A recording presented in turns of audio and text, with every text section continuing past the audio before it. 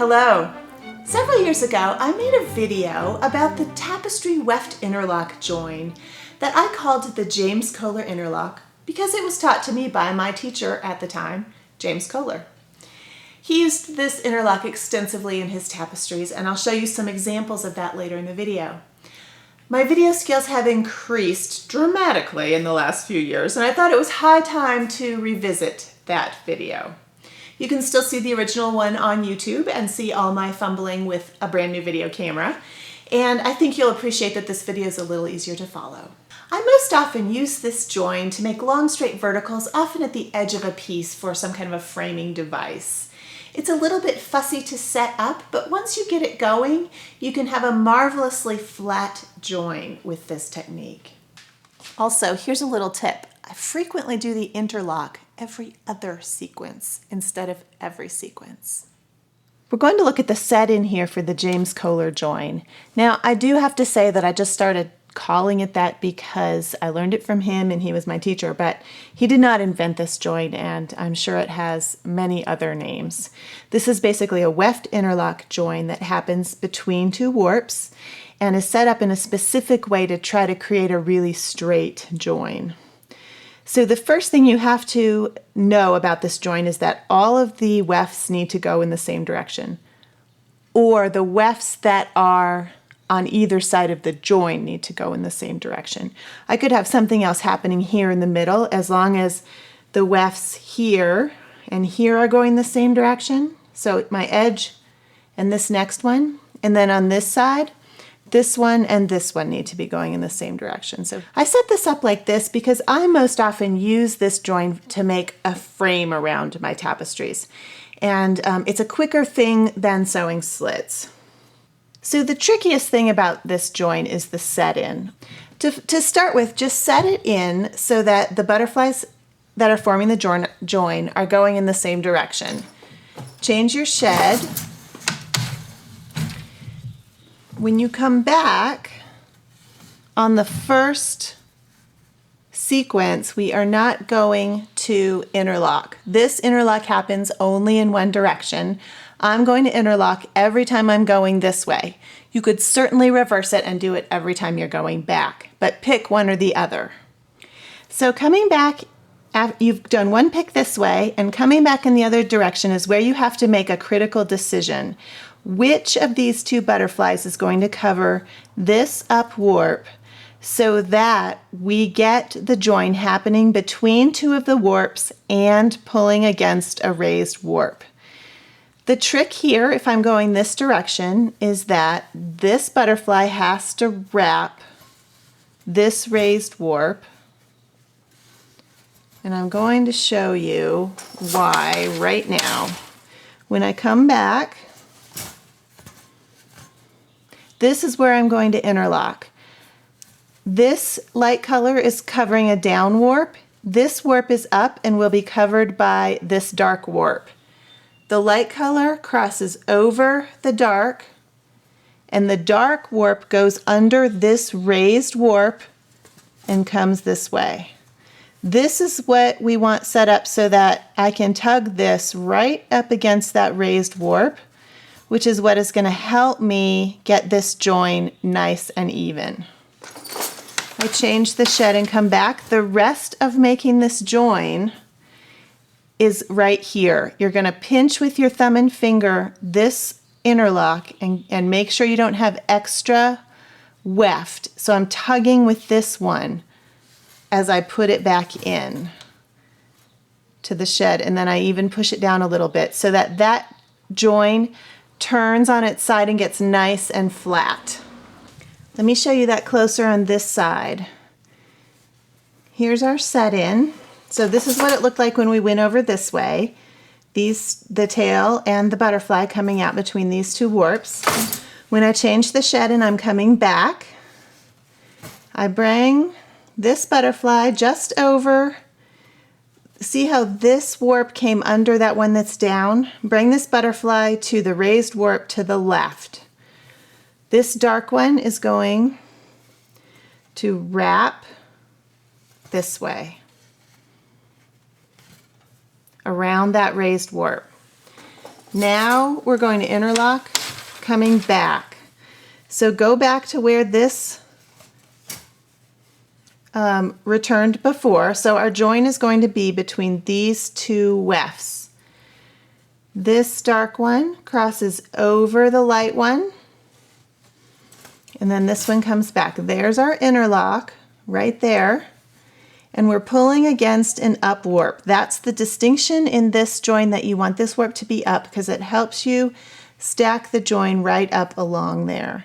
Now, honestly, if you are really good at doing joins, it doesn't matter that much if the warp is up or down, if you work really hard at it. This is a way to get an even join a little bit easier. So then, coming back, the rest of it, you're coming this way. And again, where those two are crossing, I'm pinching with my thumb and tugging with this to get any extra slack out, and then I push down. I'm going to do that again. Come this way. We're crossing, we're interlocking every time we go this direction. We're not interlocking on the way back. That would be a double weft interlock, and that is a different animal. Pull up against this raised warp. Once you start the first one, they're all going to stack up exactly the same way. Come back. Come back. No interlocks right there. When I did that, I didn't do any interlocks. I'm just going back to the last pick and tugging this. Slack out, pushing it down so they stack up nice and evenly. This direction, we interlock. This one is going under a raised warp, snugging right up against that. You don't want to pull it so much that the warp goes over, but you don't want a lot of slack in there.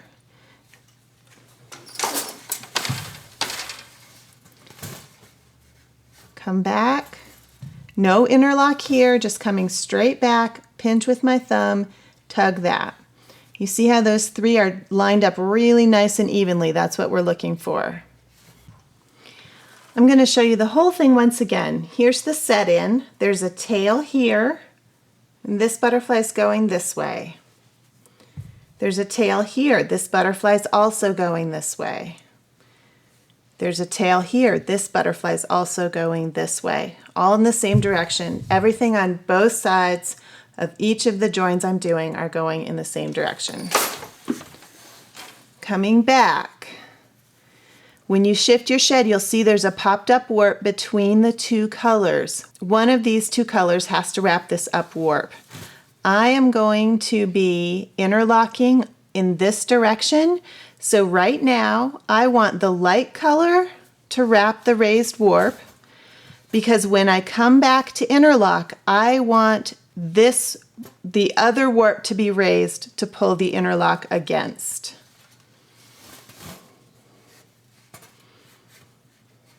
Bring this across. Again, the dark color here is going to wrap this popped up warp.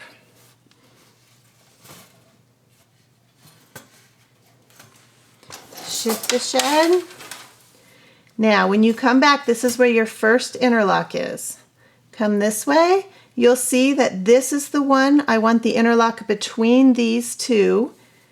Here's where our sequence was there, and here's where this tail is. So between these two warps, the dark one comes over the light one. Oh, I'm having butterfly problems. I'm really trying not to swear. The dark one comes back here. We're going to make the interlock between these two. The dark one wraps over the light one. The light one comes this way, and it's going to pull against that raised warp. I keep weaving. You could be weaving something totally different here in the middle, but when you get to the other interlock on the other side, again, the one to the right is going to cross over the one to the left, and we have a raised warp here, which this interlock is going to just gently tug up against. When you come back, Go back to the same spot. No interlock on the way back. It's only in one direction. So grab with your fingernail and tug here. Get that slack out of there.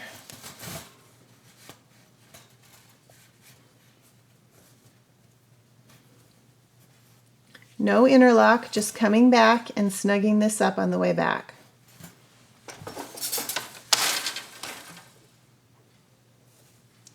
Here's one more time. This direction, the one to the right crosses over the one to the left.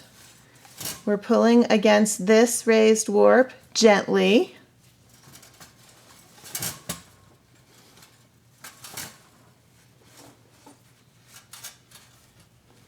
This one from the right crosses over the left again,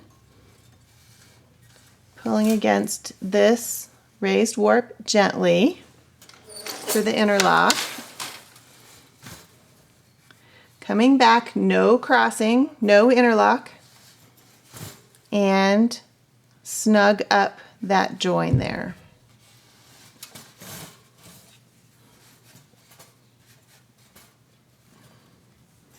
No interlock, just snug the join.